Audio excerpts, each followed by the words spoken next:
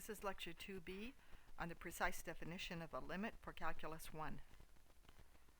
So far we have used a very imprecise definition of a limit. We have relied on the use of the word approaches. Sometimes this imprecise definition is extended to the following statement. If f gets closer and closer to a value, say L, as x approaches x naught, then L is its limit.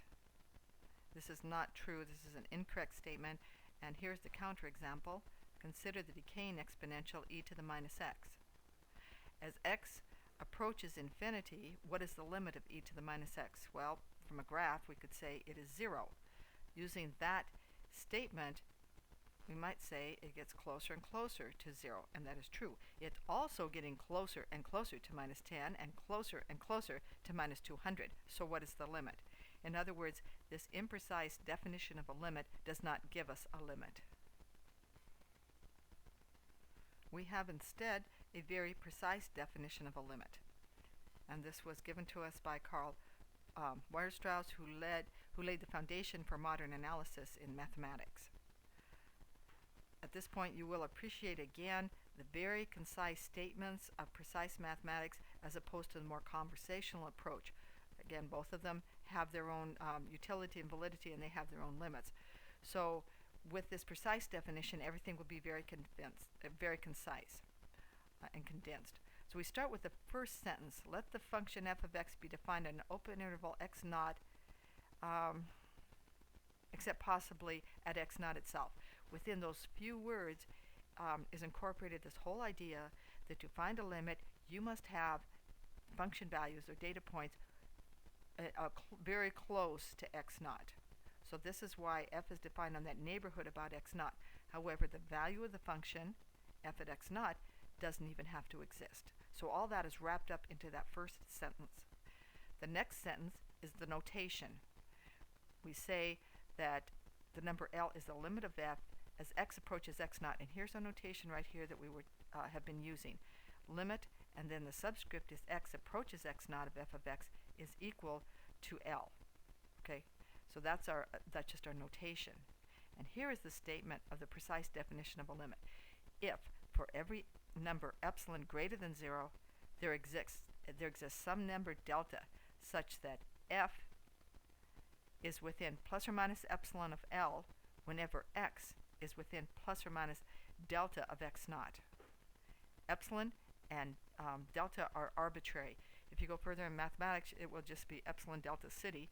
But for right now, you're just working on the concept, especially in these audio recordings, because I cannot do extensive calculations right here. Okay, so we could write this also a different way. If x is within plus or minus delta of x naught, then f is within plus or minus epsilon of L, then we say L is the limit. The easiest way to think of these epsilon deltas is in terms of tolerances. And I'll give you an example from machine shop. Say you have a disk you're machining, and you need it to have a surface area of 113 square centimeters, which is about, I think, the area of a CD disk. And you have a tolerance on it of 0.5%. That means that if you measured the area of the disk and you subtracted that from 113, the difference had better be less than 0.565, because that is 0.05 times 113. So that gives you a tolerances on area. However, area is a function of radius, and it's hard to hold the tolerances on area. Instead, you could hold the tolerances on radius, or rather they're related. Okay, for the optimum value of A being 113, the radius would have to be exactly 5.9974. But because the area can vary a little bit, the radius can vary a little bit. It won't be exactly the same tolerance on the radius, because this is squared, of course, but there's also going to be some variation in r. If we work that out, we find that as long as r minus the ideal, 5.9974, is less than 0.015 centimeters, then the area will be within tolerance. So we have tolerances on the area, related tolerances on the radius. And I can make a statement here that looks a lot like the precise definition of the limit, but with numbers in it. if the absolute value of area minus the ideal, or it's the 113, is less than 0.565, it is less than that whenever the absolute value of r minus 5.9974 is less than 0.015 centimeters. Right. If these the tolerances on the area and the tolerances on the radius are arbitrary, then we have exactly the same thing that we had for that statement of the limit. We can say that the area is within plus or minus epsilon of 113 whenever r is within plus or minus delta of 0.59974, and for each epsilon we can find a delta to satisfy that. If that's so, then we say the value of 113 is the limit of a as r approaches 5.9974. So I'm just going to reiterate that a little bit. Before we had epsilons and deltas. One way to think about it is tolerances. The epsilon is a tolerance on your function. The delta is a tolerance on your independent variable. Just like here, the 0.5% was a tolerance on the area. You have a related tolerance on the radius. And these are related. If they're related in such a way that you can assign any tolerance on the area and find a tolerance on the radius that would allow you to satisfy that, then you say that you have found the limit. Then 113 would be the limit. That's all that epsilon and delta are. They are arbitrary tolerances, but for every epsilon you better be able to find a delta that will satisfy the epsilon tolerances. I'll show you a picture of that right now. Okay, so here is a plot of the area on the y-axis and the radius on the x-axis, or on the horizontal axis, and the line, this line is at 5.9974, but with this scaling, of course, you can't tell. It looks like it's 6. This solid blue line right here is an area of 113. So right here at this point where they're crossing is the ideal area and radius. Now you can see the tolerances. Epsilon is the tolerances on the area. The area, which is a red line, is within plus or minus epsilon of the ideal 113 whenever delta is within plus or minus, the radius is within plus or minus delta of the ideal radius. I'm going to say that all over again because I kind of messed that up. Okay, this is a plot of area versus radius. So that area is the function of x, the radius is like your x. You have a point where you're trying to take, in this case, the limit. We've marked that out as the ideal area and the corresponding radius. In this case, that ideal area is 113. The corresponding radius is 5.9974. To show that this area is the limit, we have to show that for every tolerance we place on the area, every epsilon we place on the area, we want to say the area is within plus or minus epsilon of this ideal 113. We can look down onto the horizontal axis and find some delta, so that as long as the radius is within plus or minus delta of the ideal, the area will hold its tolerances. Actually, this is a picture which is a killer word, and it's much better to look at pictures. There's a lot of pictures in the book too once you get an idea of understanding them. Just think of them in terms of tolerances, and I think it won't be so hard. This precise definition does a lot for us. The first sentence, as I pointed out, incorporates all kinds of conditions right into the first sentence. The next sentence was the notation, established the notation, and the precise definition rules out all kind of abnormalities. Okay, because epsilon and delta are arbitrary, in other words, for every epsilon you can find a delta, this rules out all those sudden jumps. As you know, a jump is a discontinuity. When you have a jump discontinuity, you do not have a limit. Okay, there could be other surprises near the supposed limit, and it will rule those out too, because it has to be for every epsilon. Because you use the absolute value, it gets rid of the idea of a right and a left-hand limits that don't match up. Right? And then the definition also shows you that those wild oscillations cannot be tamed, and so they do not have limits. The next two pictures or graphs show you how things can go wrong. This is a function where a is 3x on the closed interval 4 to 6, but then makes a little jump of 0.05 right after 6. when you have a big enough tolerance, in this case epsilon being 1, you can find a delta, in this case 0.33, so that A is within plus or minus 1 of 18 whenever x is within plus or minus 0.33 of x. This would be your delta right here. That's minus delta. This is plus delta over on this side. Here's your epsilon. It's shown in the blue. The top part of it would be plus epsilon. The bottom would include minus epsilon. So the function A is within plus or minus 1 of 18 whenever x is within plus or minus 0.33 of 6. Now if we try to tighten these tolerances, we'll find that that little jump will show up and shows us that we cannot have an arbitrary epsilon and delta, and therefore 18 is not the limit in this function. Now I tried to tighten the tolerances on A so that instead of being 1, it's 0.025. And when I do that, I can't find a delta. I can find that if x is within, I can assign a delta here for x to be less than 6, but when I look greater than it, where the jump is, I can't find any delta that will pull that top part of that function down. We'll find any part of that function to pull within the tolerances. So while I could find that epsilon and delta for one particular case, it was not arbitrary. I could not find it for every value of epsilon. And when I started tightening the tolerances, this jump sort of declared itself, and now I cannot tighten the tolerances any more than that. Actually, I couldn't tighten the tolerances less than 0.05.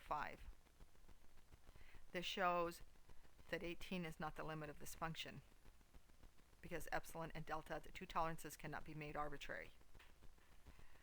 To learn these limits and this idea of the limits, you have to just work through a lot of examples in the book. I hate saying that. And you also have to look at a lot of pictures. In fact, if you look at a lot of pictures, you might get it. Take away from this lecture the idea of the tolerances, of the limits, epsilon and delta, as tolerances, and you might have an easier time of it. Everything that was said so far was for a limit at an interior point of a domain. However, as you know, you can take limits at the edges of a domain.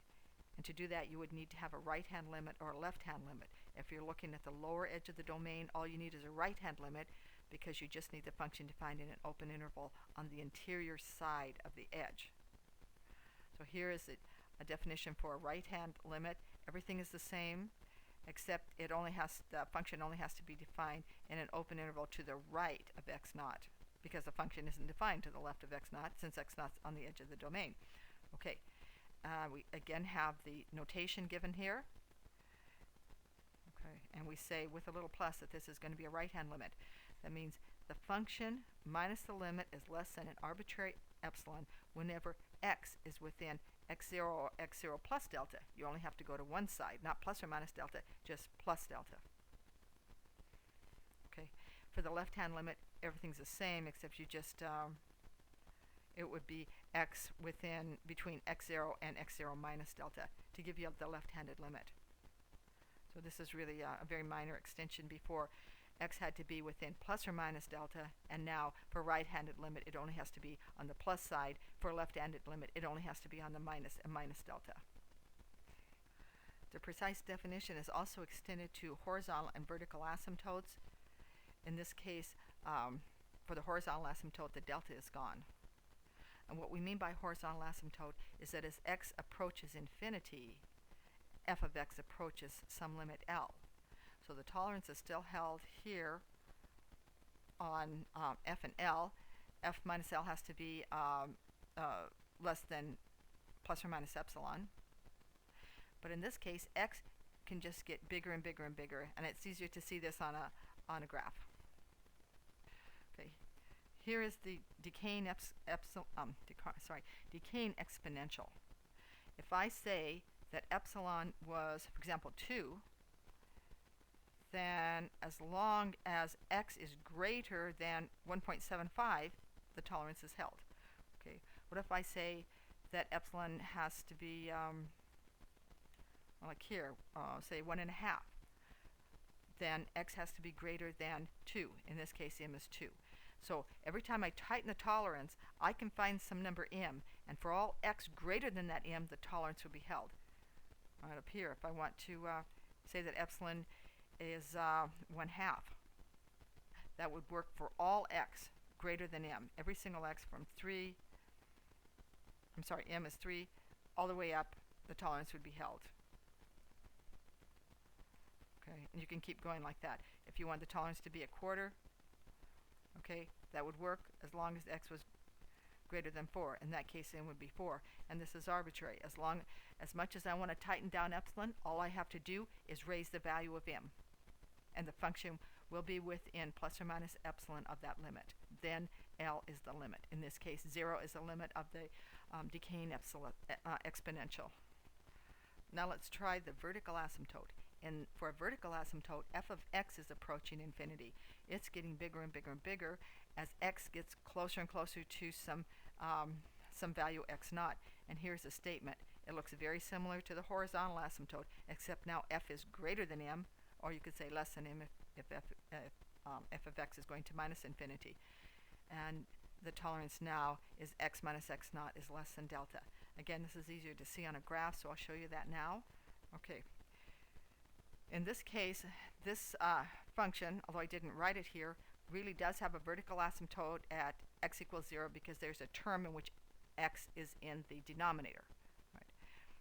And the way this works is, let me pick a number m, say 60. I want x to be greater than 60. Well, that works as long as, f is greater than 60 whenever x, delta is about 12. Whenever the distance between x and 0 is 12 or less, the function will be greater than 60. I could pick a bigger number, say 70. Okay? So the function will always be greater than 70 when x is less than say 9. So the statement would read f of x is greater than 70 when x minus 0 is less than 9. And I could keep moving in m. And as the higher I make, the bigger I make m, the smaller perhaps I make that tolerances on x minus x naught being 0 here, but it's arbitrary. All I have to do is get closer and closer to x naught, and f of x will be bigger consistently for all the values between x and x naught. So that's the statement of the precise statement for a limit in which you have a vertical asymptote. So the question is, how do you find these limits precisely? You can do it using algebra. You have a functional form for f of x. All right. And say you want to show that the limit as x goes to 4 of f of x is 18. Obviously this is true in this case, but that's okay. We're just going to work through the example. So the statement is f of x is less than epsilon whenever the absolute value of x minus 4 is less than delta. So I should be able to pick any epsilon I want, and from that find a delta, and that will show that 18 is indeed the limit. So how do I do that? I have my functional form for f of x, 3x plus 6, and I substitute for it in the epsilon part of the definition. So I have absolute value, 3x plus 6 minus 18 is less than epsilon. Well, I can do some algebra, and I get 3x minus 12 is absolute value is less than epsilon. Now I can factor out the 3. If I factor out the 3, I end up with what I was looking for. X minus 4 is less than epsilon over 3. Epsilon over 3 is now my delta. This shows that for every epsilon that I pick, I can find a delta. For this delta, I can just take that epsilon and divide by 3, and there's no problem. Epsilon can be arbitrary, and I can always find a delta. That shows that the limit of f of x as x approaches 4 is 18. Now I'm going to show you how to use algebra to compute the epsilon and delta for the areas of the disk in the machine shop example. So we start with the area of the disk and say that it has to be held to some tolerance epsilon. I'm not going to use percentages. Let me find the marker here. Okay, some epsilon, and that the ideal is, say, 1/13. So So I'm trying to show that 113 is going to be the limit here, but we're using the example from the shop. Okay, the expression of this is absolute value of pi r squared minus 113 is less than epsilon. So instead of writing a, I substituted the functional form. I can expand this as minus epsilon is less than pi r squared minus 113, which is less than positive epsilon. And then I can proceed to solve for r. So here's r isolated. I know now that r has to be between these two values. This means that r must lie in an open interval.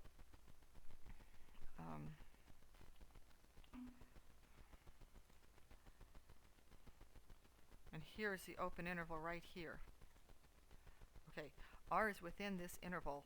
As long as r is within this interval, the tolerance of epsilon will be held. Well, there's an epsilon here, and it definitely could define this interval, but I don't have a delta. Remember, the precise definition says that area minus 113, absolute value, is less than epsilon whenever r minus 5.9974 is less than delta. So I need to find the delta. And here's the trick to do it. Note that the 5.9974, which is the square root of 113 over pi, is within this interval too. So look for the distances from this point, 5.9974, to each end of the interval where r is confined. Okay? And I'll find there's a distance to the lower end, and there's a distance from 7.9974 to the upper end. Okay. If I choose the smaller of these distances, that will be my delta. Then as long as r is within the smaller distance, a will be within tolerance. Epsilon was arbitrary, and this is my delta, and I can write it just like this. A minus 113 absolute value is less than epsilon. For r minus 5.9974 less than, you can write min. Means take the minimum, and then those brackets mean the set of these two numbers, delta 1 and delta 2. Whichever one turns out to be the minimum, that's the one I'll use. So I've kind of restricted the interval a little bit more than you might think you had to hold the tolerances, but now you have a symmetric interval about the 5.9974. Solving some of these problems for the epsilon and deltas is not so easy. Sometimes you have to use other things besides algebra. But the main things to take away from the idea of a precise definition of a limit is to review again what that definition says.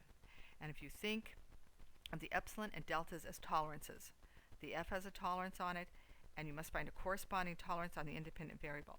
These should be related. If you can, for any tolerance on the function, you can find a related tolerance on the independent variable that will allow you to hold the tolerance on the function, then you can say that the value that you're centered out there for the function is indeed the limit.